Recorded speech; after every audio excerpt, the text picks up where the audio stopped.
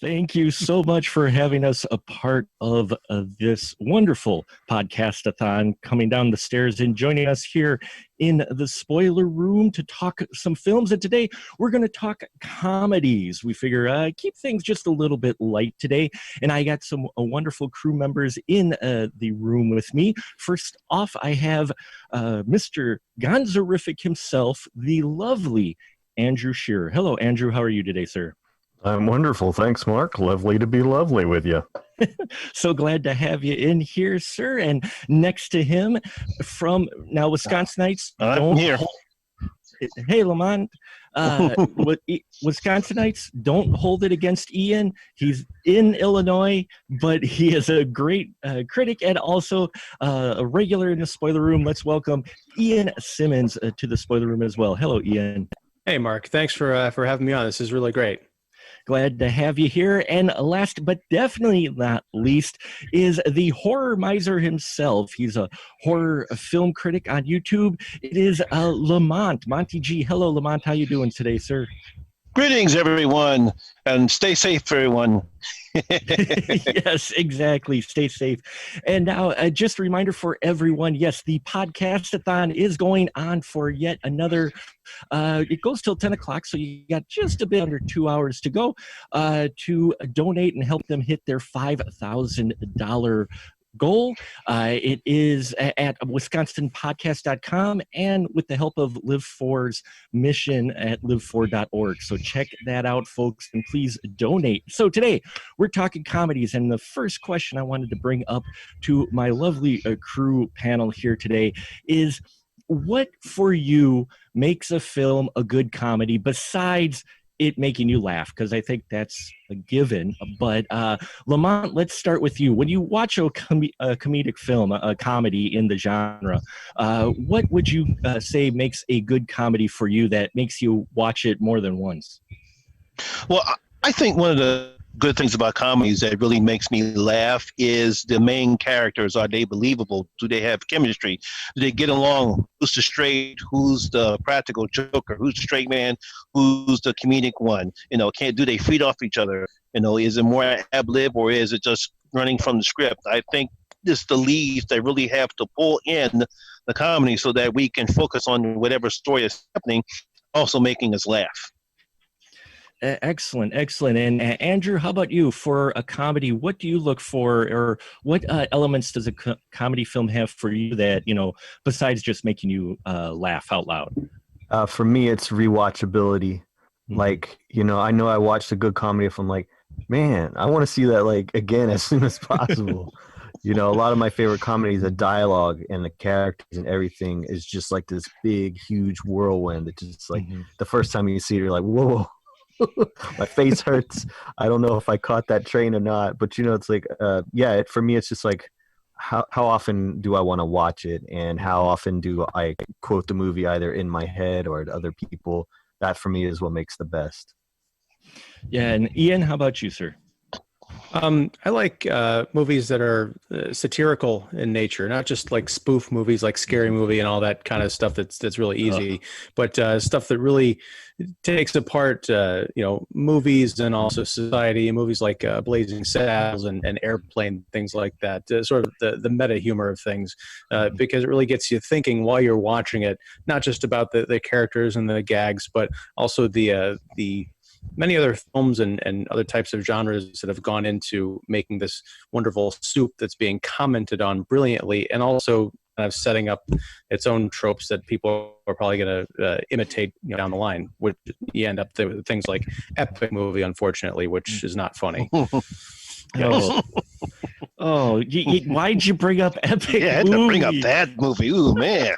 To quote a great comedy, it just popped in there. And that's the thing is, growing up in the 80s, you call that kind of, it's a double-edged sword, because you had some of the funniest films out there, but now looking at 2020 lens, as we often do in the spoiler room, we look back at some of those films, and some of them were like, okay, that was funny, but that really wasn't really appropriate for that humor. But it was kind of a golden age for comedy. You had stand-up really taking off, and you had the parodies thanks to the the likes of Mel Brooks and also the Zucker brothers. And for me, parodies, I always enjoy parodies. If they're done well. The later ones, as you mentioned, Epic Movie and Not Another Whatever Movie, those are really hit or miss. And then you get into some of the worst ones, the Spartans or Meet the Spartans or whatever, which are just those direct-to-video. Those films are comedy skits put together to try to tell a story, whereas pardon my get off the lawn moment, and I want to get your opinion if you agree, is a good parody comedy, I think, has its own storyline, but works its satire in to that storyline so you still know what it's parodying or making fun of, but it's just not a bunch of skits put together. It actually has a narrative that's put together with the satire. Ian, you mentioned satire. Would you agree that kind of what makes a better parody movie? Oh yeah, I mean, you could take like I mentioned, Airplane and Blazing Saddles, strip out all the sight gags and the Don't Call Me Shirley, and you're still left with movies that are they're coherent. They might be a bit bland and not necessarily funny, kind of pedestrian, but they still work as movies. Whereas, yeah, Epic Movie does not. They're like cast off Mad TV skits. Rejected Mad TV skits. Nice. I'm trying to get. I will eventually get to a reference that it was in the last decade. I promise. That's just like the Kentucky Fried Movie. Yes. It was a whole bunch of skits that Abraham Zucker and Zucker stood together, but they were funny. I mean, you can do that type of movie now in today's world, but it was funny back then. Oh yeah. Oh yeah, it was that, and we covered it on the show, Amazon Women on the Moon. If it's done right, you can just have it as skit, but like, the other scary movies, I enjoyed like the first one or two scary movies, but after that, it was really it was really hard to watch those. Andrew, what about you? Would you say that the better parodies are the ones with kind of an original arc, and then they work in the jokes or the references? No. No? Oh, well, fine. No, I just want to see a bunch of funny stuff, honestly. Mm-hmm. But I understand why people prefer that. I'm just, I grew up on like Saturday Night Live and MTV and sitcoms and all like short form condensed stuff. So I'm fine with one thing being its own little story. And that being a joke setup punchline move to the next. I don't need for it all to make sense. I mean, my favorite comedies often are nonsensical. Yeah, I mean, there is always room for nonsensical for sure. But then again, I'm the director of Space Boobs in Space. So. Hey, which is one of the most best titles ever to come out of cinema, sir. Space Boobs in Space. Thanks. And, it was Dr. Humpenstein's Erotic Castle. Yes. Mm-hmm. So I mean, you are no stranger to the parody and the comical approach to film, which I want to ask you then, Andrew, when you do write a comedy or a film with comedic moments in it, and that do you question sometimes the material that you put in there, or do you write just the story you want to write and not worry so much if people are going to get it or not? Oh wow, well that's kind of almost two different things. Right. I don't believe comedy is about anyone getting it. I don't even believe that comedy is even about laughter. All right. I really don't think that's important to comedy. I feel like comedy is taking the brakes off, dismantling the governor, and just rolling it down the hill and see where it lands. I feel like comedy is just kind of a dangerous feeling. Nice. I like that. Comedy is a dangerous feeling. What about you, Lamont? You feel kind of like that with comedy? Do you like it when they're just go for it and you can tell which ones are just they're just having fun, and whether or not you laugh or not, who cares? What the movie that was Chris Robinson and Seth Rogen, all those. It was the End of the World movie. Oh, where yeah. they had all the stars. Yeah, I think This is that the was, end. Yeah. Yeah, this is the end. They were all having fun. And I think that's one of the reasons why the movie worked, because I don't think it was a script. It was just them just putting their funny lines, throwing off of each other, and having stars we never seen that position, do some stupid stuff. Well, I mean, there's a reason why Three Stooges is still funny today. Let's not, let's not cut corner there. Three Stooges is still funny because they go for the very basic humor of physical comedy, which still works, and their films aren't all really at times make a lot of sense, but I still find myself laughing at them quite a bit. Ian, how about you? Do you like see a comedy occasion that just, as Andrew says, just just rolls downhill, sees what lands? Yeah, and this is probably a longer conversation, which we obviously don't have time for. But I am a firm believer that comedy should make you laugh, just as horror movies should make you afraid, and tearjerker should make you cry, that kind of a thing. I mean, I kind of get where he's coming from, but that's a little bit too deconstructionist for my liking. And also, the comedies, I wasn't a particular fan of This Is the End, mostly because I got what they were going for, and then there was still an hour and a half left of the movie. Where it's kind of like early in the early 2000s when you started to see largely movies like The 40-Year-Old Virgin. It would come out and be a huge smash hit, and then when it hit home video, they'd be like, well, what if we added 40 minutes to the movie in an unrated director's cut, where it is just they kept the camera rolling and just people riffing. But it's not a deleted scene. It's not extra. You actually, if you're watching that version, you have to sit through it. And you're like, no, this is not. I mean, I get it, but it's it's masturbation essentially. So personally, I love that, but not when I watch movies, not those kinds of movies. Would you say horror?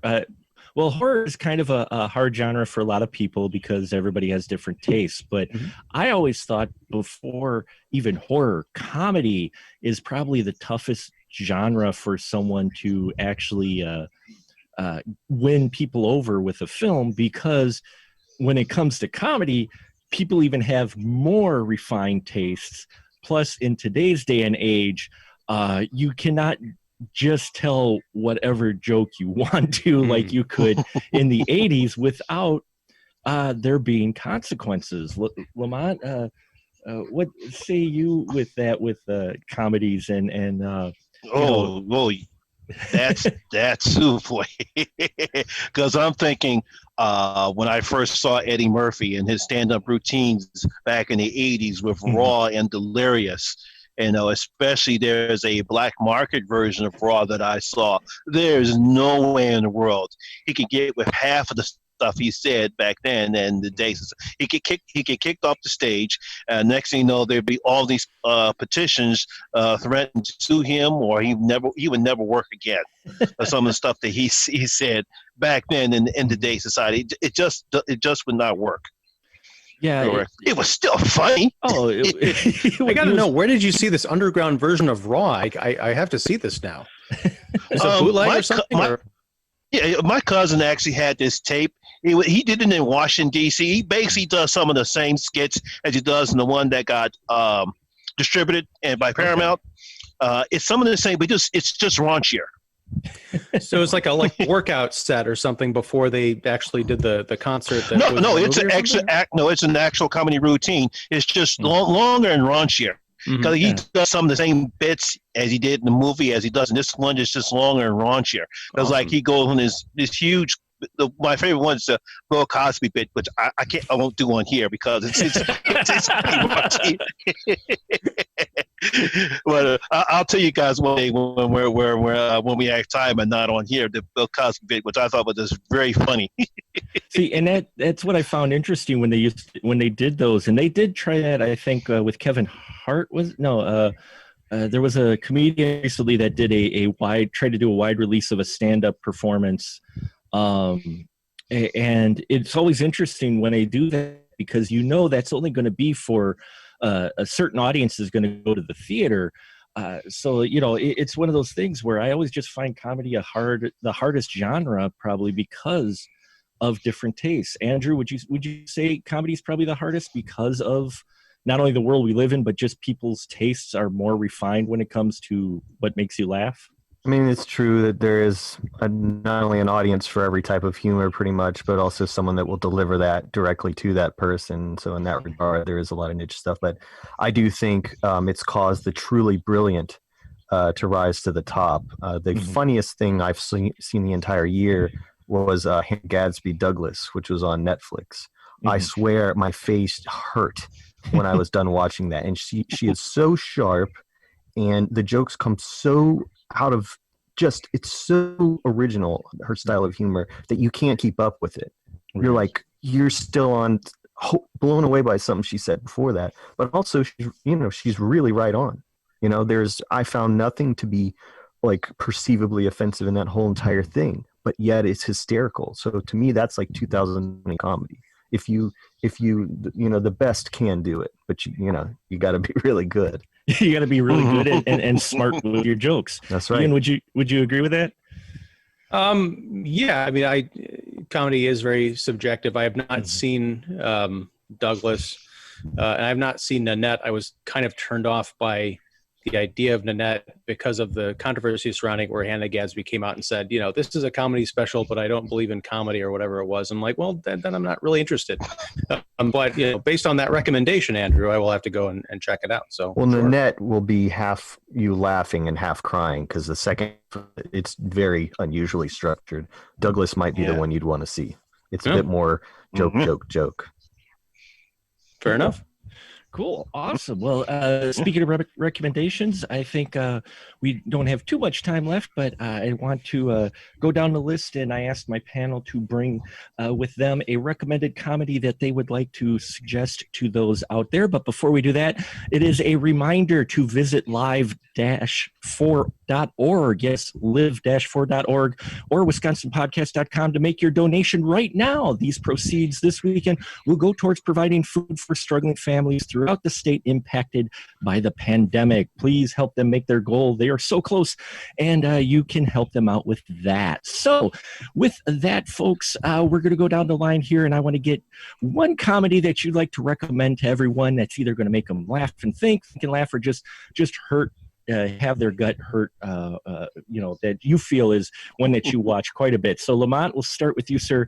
What's your comedy that you'd like to recommend to our audience today?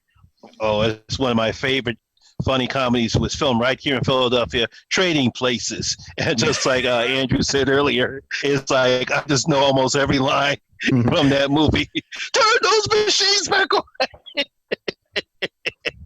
Oh man. I can never get enough of watching that movie. The Duke has been on the boards for years. Come on, you gotta stop, man. See what I mean? I would go any further. I can't say a couple of those lines. We're trying to keep it clean here for everyone. All I'll say is I've watched the film more times than I care to admit, especially younger than I probably should have. And all I will say is I've been waiting for you, Billy Ray. So, $5. I could go to the movies by myself. Okay. Oh yeah, that's an excellent choice. Well, a good pick for sure. Not going to be for everyone. It is definitely in the rated R category, but that does have a link to Coming to America, kind of a loose link reference with if you folks have seen Coming to America, you know what I'm talking about. And I always thought that was great that they kind of loosely connected the two films. So Andrew, I've been waiting to hear what your pick is going to be today. So what pick would you recommend to the folks out there? My pick is not a very well-liked or well-received comedy, but I champion it when we're talking about Christmas movies every year, because we watch while we decorate our tree, Friday After Next, which is the third in the Friday series. Nice. I like that. And what is it about the Friday After Next that just has you keep coming back to it every year? A lot of people think Friday hits peak with the first movie because of Chris Tucker's breakout performance. And while it was awesome, and definitely worthy of all that praise and him becoming a star, I think Mike Epps is the funniest living human being. And so when he joined the series with Next Friday, I actually laughed more at that, and I tend to watch it more. But Friday After Next is just the zenith of that comedy combination of Ice Cube as Craig, as the straight character, to David, played by Mike Epps. They are at several points in the movie, because they become security guards at this strip mall, packed into this little booth together. So it's just, I don't know. I could have watched the entire movie of just them sitting in that booth, to put it that way. But as it happens, the movie is just like the other Friday movies, a parade of interesting characters played by really, really funny people. It is problematic. There's things wrong with it. This was the first movie I think I saw Terry Crews in, and that character Damon, who's supposed to be kind of like taking over for that Tiny Lister played in the first two. He's there. They have him like masturbating to a Tupac video at one point. He's like an ex-con. So no, there's a lot of really wrong things in it, but I believe I can enjoy it and it still be. I can have problems with it, but also those two things can still happen. Sure. So, and Katie Albert is one of the most beautiful women ever in film, and so yeah, it never gets old to me. The late great John Witherspoon is in that. DC Curry, they are hilarious together. It's just more of like the more they make these movies, they get worse. They actually got better at making them, and better at those characters, and knew exactly how to structure it. I'd never get sick of that. I actually watch it more than once a year. Nice. And Ian, how about you? Your recommendation? Well, I'm going to do my movie minute because we're getting down to that time. 1987's Hollywood Shuffle. I don't know if you could see that with the glare. Robert Townsend wrote and directed this movie. Yeah, it's about a young actor named Bobby Taylor, who's trying to make it in Hollywood, but all of the parts that he's up for or offered are for stereotypical black characters. And this is not exactly a parody movie, but throughout the film, he's imagining himself as the stars of these various types of movies that he could or would or might get cast in. A lot of great subversive stuff in there, with a wonderful message towards the end about what you can do when you quote unquote settle. You can still achieve your dreams even if it's not exactly what you thought they would be. So yeah, it's a movie that was so funny that when my parents showed it to me at way too young an age on home video, they had to kick me out of the room because I would not stop laughing hysterically. I had to sneak downstairs and pick up the VHS where it left off the next morning before they woke up. So yeah, Hollywood Shuffle, 1987. And don't forget, not to cut you off, but don't forget that wonderful parody of Prince and Michael Jackson. Yes. I have that monologue memorized that he does in front of the mirror. Nice. Awesome. And I think people forget about Townsend, very talented individuals sometimes when they're talking about comedians. So we're done at the final minute. I'll just throw out my recommendation quick. There's many, but I will say Clue. While it may not have the most diverse cast, I just watched for another review show, and then there were none. Clue is definitely a parody of that. It is a clinic on how to get a bunch of great, talented comedians together and just let them run with the dialogue. It makes me laugh every single time I watch that film. There isn't really a lot... very little problematic things in it outside of a few portrayals, I think. And overall, yeah, it'll just have you rolling. So there you have it, folks. It is the Spoiler Room. We're running down to our last minute. I hope you enjoyed our conversation. Check us out at specialmarketproductions.com, where I got linked to all of these wonderful individuals' individual projects. Upcoming next on the podcast is the Experience Milwaukee podcast, which highlights people, places, and events to make Milwaukee great. Thank you and good night. Thanks. Good night, everyone.